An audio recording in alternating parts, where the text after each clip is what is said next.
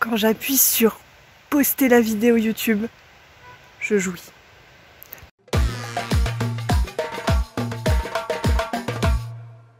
Vidéo tournée en extérieur, hein. N'est-ce pas incroyable? Pourquoi j'adore poster des vidéos YouTube et du coup pourquoi j'en poste pas? Cette vidéo va être fouillie, c'est sûr. Si tu veux un truc, mais je pense que si tu regardes mon contenu, tu sais que c'est toujours un peu fouillis. T'as l'habitude, je pense. Je te vous vois ou je te tutoie en fait, on sait pas. Hein. Vous êtes sans doute plus d'un, donc on va peut-être partir sur le vous voyage. Vous voyage? Vouvoiement. Bref, je viens de sortir d'un après-midi. Enfin, en fait, je suis en plein après-midi. Alors ça, c'est n'importe quoi. Regardage de contenu et j'en crée aussi. Mais en fait, plus je regarde du contenu sur le réseau, moins j'ai de facilité à en poster moi-même. Parce que j'ai l'impression qu'il y a déjà trop de choses sur internet et que ça ne sert à rien d'en rajouter. En plus, j'ai un tout petit audimat sur YouTube, donc j'ai l'impression que ça a encore moins d'impact que... Si j'avais 100 000 abonnés, je pense que je me pose vraiment cette question. Mais en même temps, je suis sûre que si. Que ça changerait pas grand-chose. J'ai plein d'idées, mais en même temps, bah, c'est jamais très structuré, donc je me dis que c'est nul, qu'il faut que ce soit structuré, parce qu'il y a aussi plein de vidéos que je regarde qui sont structurées, et du coup j'adore et ça me fascine, et j'ai envie de faire pareil, mais j'y arrive pas, et du coup ça me frustre. Donc je poste pas. Et faire du contenu sur les réseaux, ça veut dire créer des choses. Créer des choses, j'y arrive. Filmer, j'y arrive beaucoup moins. Alors même que j'adorerais, un grand rêve d'être réalisatrice de films qui passent au cinéma. Ce serait fou. Mais sans en arriver là, parce que en fait, j'ai surtout envie d'être illustratrice et créatrice de BD, dessinatrice de BD. C'est plus ça ma vibe, mon vrai rêve. J'ai qu'une vie, donc j'ai l'impression qu'il faut quand même faire un peu des choix de carrière, alors que j'ai quand même tendance à m'éparpiller un peu partout, mais voilà, rester focus, je me dis que c'est mieux. Réalisatrice, bon, je ne serai peut-être jamais réalisatrice, mais réaliser des vidéos YouTube, c'est quand même un tout petit pas. Enfin, je veux dire, je fais des plans et tout, je fais du montage, enfin, voilà. J'ai appris le montage en autodidacte, donc c'est trop cool. Mais mes vidéos YouTube ont des plans dégueulasses. Bah là, regardez, à chaque fois que je bouge ma tête, la lumière diffère. Et ça, je sais que ça va me frustrer à la vidéo. Peut-être que vous allez trouver ça un peu naze. Donc je me dis, le public va trouver ça naze. Est-ce que le son est bon? J'ai pas de micro, parce que j'ai pas du tout de bon matériel. Parce que j'ai réussi à sortir ma chaîne YouTube, enfin, me sortir les doigts et faire ma chaîne YouTube quand bien même je n'avais pas du matériel adapté, puisque c'était une excuse et j'ai réussi à aller outre ce truc. Mais depuis non, je crois que j'avais un autre appareil avant. Maintenant je filme avec mon portable que j'ai acheté, enfin je devais changer de portable à un moment donné. J'ai acheté exprès celui-là pour la vidéo, enfin pour sa qualité d'appareil. Mais fait est que l'usure de la vie et les capacités visuelles d'un écran sont bien mieux maintenant. Donc en fait, j'ai l'impression que tout le monde filme en 4K quand moi je suis en 320p. Et c'est aussi très frustrant. Donc tout ça m'amène beaucoup de frustration alors que c'est censé être une forme de plaisir. Et ça colle pas quoi. Donc je me pose des questions là cet après-midi. J'ai regardé 2 vidéos et j'en ai tourné une d'une demi-heure qui était tellement fouillie que je me suis dit parce qu'il y a aussi mon chat qui arrive et en fait je me perds complètement dans mes phrases et ça va sans doute être le cas aussi là, mais celle-ci je vais la poster, je le sais. Et franchement je suis presque fière de moi. J'ai presque envie de pleurer. Parce que je suis très émotive. Mais... et quoi? Et du coup, les réseaux aussi. Créer sur YouTube, c'est un fait, mais la présence sur les réseaux, en fait, c'est de manière plus globale mon interrogation du moment. Est-ce que j'arrêterai pas Instagram, en fait? Et je me suis dit, bah non, parce que j'adore créer du contenu, c'est trop bien. Et j'ai envie, comme... Bah d'ailleurs, j'ai parlé de AIM sur mon Instagram il y a pas longtemps. Sa punchline, c'est je crée le contenu que j'ai envie de voir. Et en fait, c'est vraiment ça. Bon, genre, meilleure phrase. C'est devenu un de mes mantras depuis. Parce que j'ai vraiment envie de faire ça, de créer des choses... Bah, enfin, bref, je vais redire la phrase, de créer des contenus que j'ai envie de voir, quoi. Et ça passe par montrer ses failles et montrer que bah, tout n'est pas rose. Et en fait, je participe au problème de la positive attitude tout le time, alors que ben, des fois je chiale dans mon lit et en fait je suis trop mal parce que la vie n'est pas toujours positive. Et puis dans ma tête je me prends énormément la tête. Donc quand je me prends la tête, bah, c'est pas du tout agréable, quoi. Souvent ça amène du bon derrière parce qu'en fait bah, quand je me pose des questions, c'est qu'il y a un problème et du coup, c'est que je suis en train d'essayer de trouver une solution, finalement. Et là, le problème des réseaux, arrêter Instagram, ben, forcément, ça va annihiler le problème. Mais est-ce que je veux ça? Non. Je vais pleurer.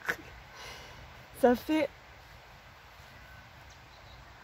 des années, parce qu'en fait je sais plus combien, ça fait des années que je suis sur Instagram, ça fait pas si longtemps sur YouTube, mais enfin si, ça doit faire déjà peut-être 2-3 ans là, hein. Ça fera peut-être 3 ans, oui. Donc Instagram ça doit en faire plutôt 6-7 quoi. Et ça stagne, et ça marche pas, et ça sert à rien en fait, parce que là je pense que si j'ai quand même enfin, je vous adore, vraiment. J'ai une communauté trop cool et vous êtes trop mignons avec moi tout le temps. Quoi que je fasse, j'ai l'impression. Parce que je fais les choses avec le cœur, je pense. Et d'ailleurs, quand je le fais moins avec le cœur, parce que je vais promouvoir, par exemple, mes nouveaux produits à la Funky Fabrique dans un but de faire des sous finalement. Là, c'est du contenu qui m'embête un peu de poster ça sur Instagram parce qu'en fait... bah, j'ai pas envie de faire que la pub des trucs que je vends, alors qu'avant je publiais que des dessins et des BD qui étaient un but gratuit et qui n'avaient pas de but commercial et ça me plaisait plus. Sauf que j'ai besoin de gagner ma vie, donc j'ai besoin aussi de montrer mes nouveaux produits et peut-être que ça va vous plaire et peut-être que vous aurez envie de m'acheter des choses et peut-être qu'un jour je gagnerai décemment ma vie avec mon illustration. Ce qui n'est pas du tout le cas aujourd'hui. Et ça, que personne n'est vraiment au courant, j'ai l'impression. Parce que, ouais, ça part dans tous les sens. Une femme est passée à la Funky Fabrique il y a, je sais pas, 2 mois, je dirais. Et en fait, elle me connaissait via les réseaux. Et du coup, elle était genre, ouais, fou que je te vois en vrai. Enfin, j'aime trop ce que tu fais, gna, gna. Elle était adorable. Et elle me disait, c'est en partie grâce à toi que... Enfin, je pense qu'il y a plein de personnes qui ont joué dans cette décision-là, mais elle m'a dit c'est aussi grâce à toi que je me suis lancée dans l'illustration et trop cool quoi, parce que j'adore faire de l'illu. Donc moi j'étais en mode ah bah trop bien, ça me fait trop plaisir parce que bah j'adore ce métier que je fais, j'adore créer, j'adore l'illu. Plus il y a d'illustrateurs, plus ce sera cool quoi. Et en même temps, et après du coup elle m'a demandé et ça va, ça marche bien la boutique, et ça va tes finances, ou je sais plus comment elle a dit ça parce que c'était. Enfin, je sais pas si c'était bien amené, parce qu'il n'y avait pas à l'amener avec des pincettes plus que ça non plus. Mais du coup, j'ai rigolé et j'ai dit, bah en fait, heureusement que j'ai des aides. Parce que non, ça marche pas trop en fait.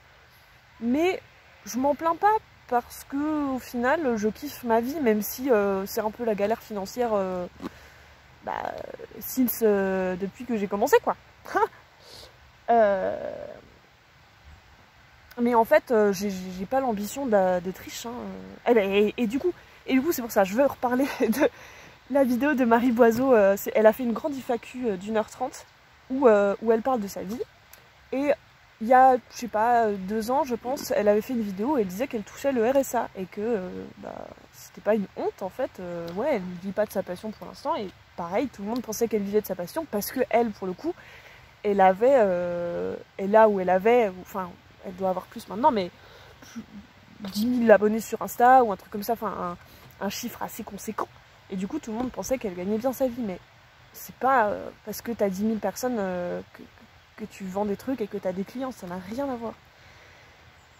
Et en fait, j'ai l'impression que Instagram n'a rien à voir avec ce que je vends à la Funky Fabric non plus.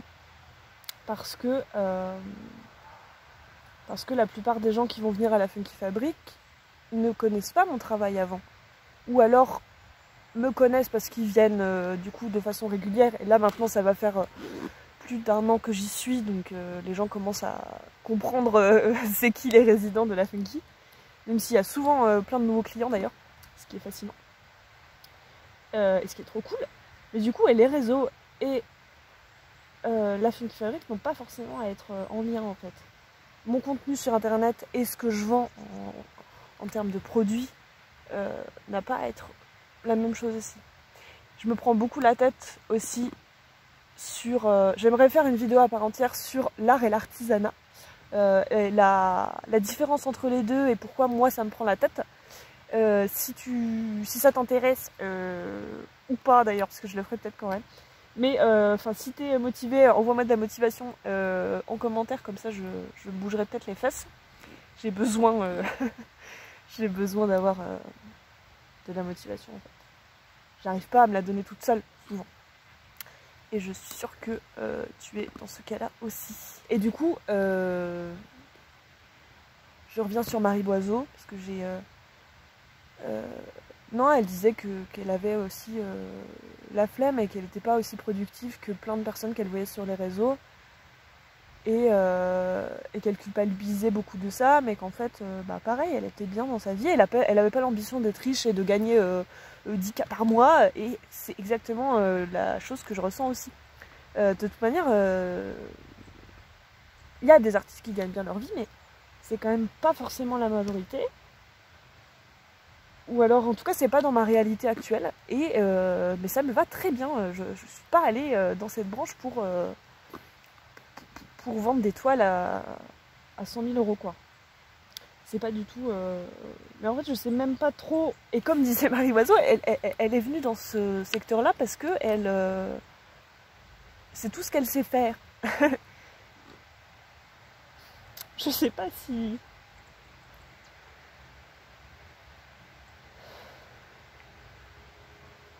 Je suis super émotive.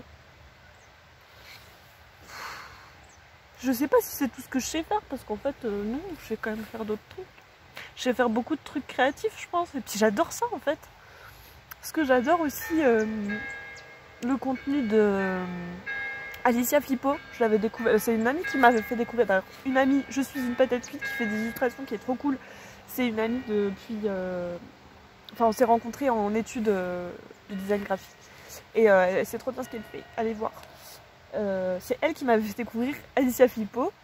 Allez voir ce que fait Alicia Flippo, c'est trop bien. Alicia Flippo faisait à la base des vidéos sur YouTube, elle faisait des DIY et tous ces DIY étaient tout le temps ratés.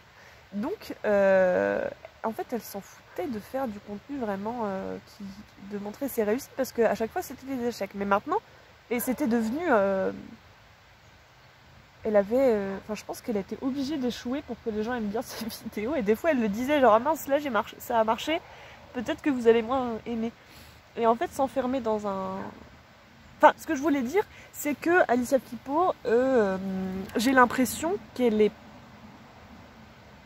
pas douée dans un domaine spécifique. Encore que, du coup, elle fait de l'illustration, mais elle fait des illustrations assez simples. Ce qu'elle sait faire, elle, je trouve, c'est... je vais grave juger son travail, hein. Mais c'est censé être positif, tout ça. Ce qu'elle sait faire trop bien, je trouve, c'est déjà... elle est trop drôle, elle fait des vidéos, c'est bien monté, elle est très créative en fait, elle teste plein de trucs et elle monte tout le temps ses tests, quoi. Et moi j'adore ça, je crois que j'ai envie d'être un peu comme Alicia Flippo, quoi. de faire des trucs créatifs. Là, la dernière vidéo que j'ai faite sur les miroirs, bah non, ça a pas donné un truc bien et au final, je voulais le vendre à la Funky Fabric. Enfin, ces miroirs, finalement, bah je pourrais pas le faire parce qu'ils sont nazes. Mais j'ai trop kiffé faire cette vidéo et tant pis si le résultat n'était pas une réussite. Et si mes plans n'étaient pas incroyablement beaux. Et du coup, oui, j'ai regardé une vidéo aussi cet après-midi. Parce que du coup, j'ai commencé à en tourner une. Après, je me suis dit c'était trop de la merde. Et finalement, je la retourne. Bon, j'espère que celle-ci me conviendra davantage. Mais déjà oui, parce que le plan est plus joli et la lumière est plus sympa. Donc il y a déjà un truc qui est mieux. Et quoi? Et j'ai regardé une vidéo créativité, contenu et réseaux sociaux de Camille Laurent et Louise Petrouchka. C'est sur la chaîne de Louise Petrouchka. Deux créatrices de contenu, enfin c'est pas deux créatrices de... En fait il y a une qui fait de l'humour et l'autre est DJ. Mais il se trouve qu'elle crée du contenu sur les réseaux également. Parce que j'ai l'impression qu'on ne peut pas y échapper à ça. Et en même temps, on adore ça, je crois qu'on adore. Est-ce qu'on adore? Je ne sais pas. Leur vidéo, enfin la vidéo était trop bien parce que du coup elles avaient une conversation entre elles deux et elles parlaient des réseaux sociaux et de la comparaison qu'on a aux autres et en fait de tout ce que ça pouvait nous apporter de négatif aussi dans notre créativité. Et j'ai ingéré ça. Après je me suis dit je vais aller dehors, marcher un peu et je vais y réfléchir et ça va me faire du bien d'en fait juste marcher. Je crois que je regarde trop de contenu sur les réseaux. Après, là, je vais dire des trucs. Peut-être que dans une demi-heure, je penserai son exact inverse. C'est possible, puisque ma pensée ne fait que évoluer et changer. Et en fait, je teste des choses et je vois si ça marche, comme tous les humains, je pense. Et là, je suis en vacances. Mais j'arrive pas à couper du travail et ça m'énerve parce que putain je suis en vacances, j'arrive même pas. Est-ce que c'est vraiment le travail de faire cette vidéo YouTube? Est-ce qu'en même temps on s'en fout pas un peu? Je pense qu'on s'en fout hein. Je pense que si j'ai envie de tourner cette vidéo YouTube, il faut que je la fasse. Je pense qu'il faut qu'on crée du contenu sur les réseaux quand on en a envie et pas parce que l'algorithme d'Insta nous oblige à poster tout le temps. En fait j'ai plein d'exemples je pense de gens qui s'en foutent de ça, des réseaux, qui s'en foutent de la régularité et qui fonctionnent malgré tout. Mais, et, je sais pas, autre contenu que j'ai envie de vous... donc c'est paradoxal parce que du coup je vais regarder moins de contenu mais en même temps je vous en parle de plein d'autres. Mais tant pis, tant qu'à être dans la contradiction, autant y aller à fond. Oui, un autre contenu que j'aimerais vous partager, c'est le podcast Sens Créatif dans son intégralité est un des meilleurs podcasts que j'écoute. Je pense qu'il est dans mon top 10, c'est sûr. Peut-être même mon top 3 parce qu'il me fait vraiment beaucoup de bien. Parce que ça parlera, je pense, à tous les créatifs qui existent sur cette terre, mais surtout les francophones, puisque c'est en français. Et moi, de toute façon, je parle pas trop d'autres langues. Hein. Je comprends vaguement l'anglais et je le parle bien, mais uniquement quand je suis seule. Avec d'autres gens, j'arrive pas. Bon, bref, on s'en fout. Le boxon créatif sur les deadlines, c'est un des épisodes de Sens Créatif, donc le podcast créé par Jérémy Claes. Je pense que j'en ai déjà parlé dans une autre vidéo une fois, mais parce que j'adore ce truc. Et donc cet épisode sur les deadlines était trop bien et en fait, pareil, une discussion entre deux personnes et l'importance des deadlines en fait. L'importance de se donner à soi-même des contraintes de temps pour être obligé de créer. Parce qu'en fait, je suis freelance depuis 2 ans. Enfin, depuis 2 ans, j'ai créé mon statut d'auto-entrepreneuse dans l'illustration, gang gang. J'en suis très fière. de ça. Mais du coup, c'était que je n'ai pas d'horaire, si ce n'est la Funky Fabric qui m'a un tout petit peu cadré, mais vraiment si peu, où j'ai des obligations hebdomadaires. Mais en dehors de ces obligations-là, donc parce que j'ai une permanence à la boutique par semaine, je peux te mettre la vidéo d'ailleurs YouTube où je parle de la Funky si tu veux en savoir plus. Mais du coup j'ai une permanence par semaine et on a une réunion aussi hebdomadaire. Donc ça c'est des trucs où je suis obligée d'aller. Mais c'est une bonne obligation parce que ça me fait un peu bouger. Et en fait je suis dans le travail donc je suis obligée de travailler. Et en fait c'est bien parce que si je m'oblige pas à travailler, souvent bah, j'ai du mal à m'y mettre. Hein. Soyons clairs. Hein. Parce que je suis une flemmasse. Mais comme Marie Boiseau, donc ça me fait du bien. Sa vidéo m'a fait vraiment beaucoup de bien parce que je me suis dit, ah mais je ne suis pas la seule. Et bien sûr que je ne suis pas la seule. Et je suis sûre que toi aussi t'as la flemme. Peut-être pas. Mais force à toi, si jamais c'est le cas. Parce que c'est galère.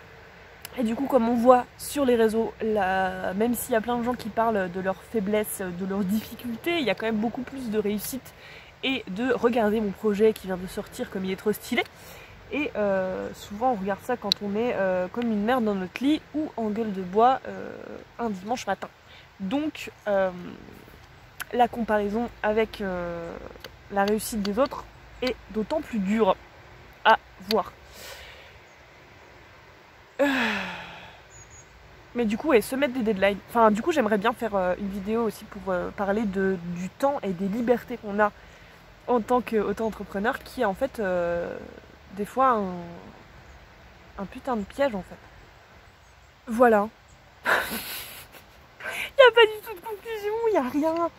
Et en même temps, ça m'a fait du bien là. Mais je suis dehors aussi, alors peut-être que c'est ça qui me fait du bien, plus que cette vidéo. Mais ce plan est joli, j'aime bien, la lumière est belle. J'aurais voulu qu'il y ait plus de soleil, mais bon. Force à vous, si vous créez sur les réseaux et si vous galérez comme moi. Ah si, attendez, c'est pas fini parce qu'en fait, autre chose. J'ai une conversation récente et je disais que... Enfin, ça m'arrive ça souvent de dire je veux arrêter l'illustration parce que ça me saoule. En fait, c'est plus je veux être fleuriste et finalement, je veux faire un travail salarié, ce sera plus simple. Je me prendrai moins la tête et j'aurai des sous. Voilà, parce que de choses qui ne sont pas à l'heure actuelle le cas. Mais mon copain, ça le saoule à chaque fois que je dis ça parce qu'en fait, mon métier est trop bien et c'est trop bien de faire de l'art et il sait que ça me fait du bien et qu'en fait je dis ça parce que c'est dur et j'ai du mal à... Et parce que je sais ce qu'il faudrait que je fasse. Enfin, il y a des trucs que je sais qu'il faudrait que je fasse, mais je les fais pas parce que j'ai peur ou parce que je me bouge pas les fesses quoi. Et en même temps, autre vidéo, vous connaissez sûrement le contenu d'Ectomorph puisque c'est une illustratrice et c'est quand même, elle est très très connue sur les réseaux donc si vous connaissez pas, foncez voir sa chaîne parce que ses vidéos sont incroyables aussi. Donc Ectomorph, elle disait que qu'elle a réussi. Maintenant elle vit de l'illustration. Mais pareil, elle est comme beaucoup de gens dans ce milieu. En fait, elle est partie de rien, elle a fait ses réseaux et puis ça a marché. Et puis maintenant, elle a des clients et c'est trop bien, tu vois. Et en fait, tout le monde veut ça et et quand on voit ça sur les réseaux, on est content. Et on se dit, moi aussi, je peux y arriver alors. Mais en fait, il y a un facteur chance. Et c'est ce qu'elle dit dans sa vidéo, et c'est vrai, il y a un facteur chance. Le bon repartage, le bon machin, et en même temps, demandons aux gens de nous aider. Des fois, la chance, elle se provoque aussi, je pense. Même si, des fois, non, c'est juste que pas de chance, ça marche pas. Mais je pense qu'il y a des gens, c'est la persévérance aussi qui va faire les gens. Et il y a aussi le facteur gros privilège que j'ai pas évoqué dans la vidéo, c'est-à-dire que ça fait 2 ans que je suis dans ce métier, mais je sais que j'ai le parachute de ma famille qui pourrait m'aider si vraiment j'étais trop en galère pour pouvoir payer mon loyer ou quoi. Et j'ai déjà eu des aides de temps en temps. je suis plutôt quand même indépendante financièrement et j'ai pas besoin de ça, mais savoir que je peux avoir ça, bah c'est quand même un gros privilège. Et je pense que c'est pour ça aussi que je me permets de persévérer. Gros point. Parce que si je persévère pas dans ce métier, bah je serais juste en mode j'ai voulu être illustratrice, je l'ai été quand même, là je le suis, hein, mais j'ai jamais fait de BD. Pour l'instant, j'ai pas rempli cet objectif de ma vie, de ma bucket list. Et je compte bien cocher cette case. Si c'est une case à cocher. Mais du coup, ouais, j'ai trop envie de faire ça. Enfin, bref. Mais si j'arrête maintenant, si je persévère pas, je m'en voudrais toute ma vie, je pense. Puisque, bah, en fait, c'est ce que j'aime faire et c'est ce que je veux faire. Du coup, il faut persévérer, même si des fois c'est dur et même si j'ai les larmes aux yeux parce que c'est chiant, je me prends beaucoup la tête, ça m'énerve. Mais je pense que c'est aussi une phase parce que là, grosse pression, en tout cas dans l'artisanat, enfin via la Funky Fabric aussi, parce que c'est les fêtes de fin d'année et du coup tous les marchés de Noël qu'il y a avec tous les créateurs, donc en fait il y en a de partout et il faut faire du stock et en fait il faut bien vendre là parce que c'est le mois de décembre où ça va aller. Mais je pense que quitter un peu les réseaux, quand même, ça peut être bien. Le retour à la terre, mais là ça me fait trop du bien d'être dehors parce que je me dis mais l'herbe, c'est cool. J'entends l'herbe du sol. Attention, ne me faites pas dire ce que je n'ai pas dit. Je veux dire, la nature c'est trop cool et en fait... Enfin, je sais pas où je veux en venir, mais je veux dire, c'est simple. C'est simple. Il y a beaucoup de choses simples qui font du bien. Et il n'y a pas à se prendre la tête plus que ça. C'est juste que les réseaux nous font prendre... Enfin, moi, les réseaux me font me prendre la tête, hein, je pense. C'est sûr. Lever un peu le pied, mais trouver un équilibre. Trouver un équilibre, c'est ça. Hein. Comment le trouver? Et là, je me dis, j'aimerais bien faire une série de vidéos pour retrouver l'équilibre. Et d'ailleurs, c'est ce que Camille Laurent a fait aussi cet après-midi. Donc c'est pour ça que ça tourne dans ma tête. Parce que j'ai regardé sa vidéo. Et j'ai vu Aloris Slow Fashion, une créatrice qui fait du textile à Lyon, qui dit qu'elle va sans doute arrêter tout. Ce sera peut-être son dernier Noël, parce qu'en fait, c'est la merde financière. Et donc, il y a ça dans ma tête, et puis il y a ça, et puis il y a ça, et puis il y a ça. Et en fait... soit c'est un choix à faire, soit tu persévères pas. Soit c'est trop dur. Si c'est trop dur, arrête. Et il faut que tu puisses vivre avec quoi. Je pense que moi si j'arrête, non, je vivrai pas bien avec cette décision parce que j'adore mon métier malgré tout, tout ce que je pourrais me plaindre. Voilà. J'ai l'impression que je me plains beaucoup et en même temps j'ai l'impression que je me plains beaucoup hors caméra, que je me plains pas beaucoup sur les réseaux. Et ce que je disais tout à l'heure, je poste un peu trop de feel good, tout va bien, alors qu'en fait dans ma tête c'est le chaos total quoi. Donc j'ai pas forcément envie de poster des vidéos le chaos total tout le temps, mais je pense que c'est important aussi de montrer que c'est la merde dans la tête des gens, parce que ça fait du bien aux gens potentiellement. Et en même temps ça leur fait du mal aussi, donc je sais pas. je sais pas quoi faire. En même temps, cette vidéo m'a fait du bien. Bon. Voilà. Peut-être une prochaine vidéo bientôt. Peut-être pas, on ne sait pas.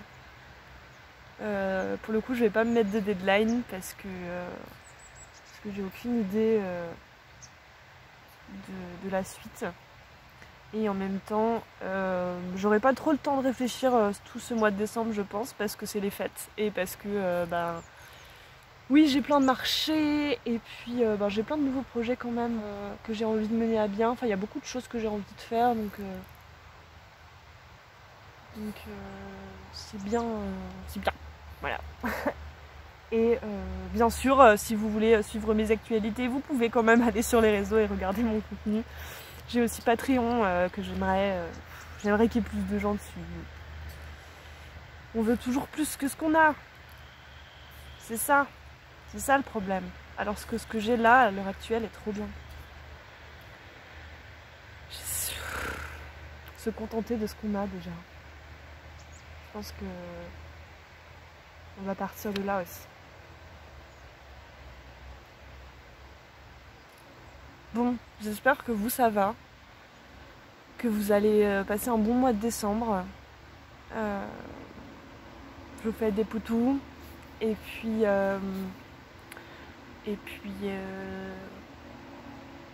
n'hésitez pas à m'envoyer des commentaires si ça vous parle en fait ça. Moi j'ai trop envie de discuter avec vous en commentaire parce que je sais que ça fera évoluer des choses dans ma tête et potentiellement dans la vôtre aussi. Les vôtres aussi. Et donc ne vous privez surtout pas, puisque... Et d'ailleurs, trop de choses à dire. Dans une vidéo de Aim, je reviens sur ça, elle disait que elle en avait marre de la communauté silencieuse, parce qu'en fait, les gens qui parlent, ça lui fait trop plaisir, quoi. Elle a besoin que sa communauté dise ce qu'ils en pensent, parce que des fois elle a l'impression de faire du contenu dans le vide, ce qui est des fois mon cas aussi et c'est hyper frustrant en fait.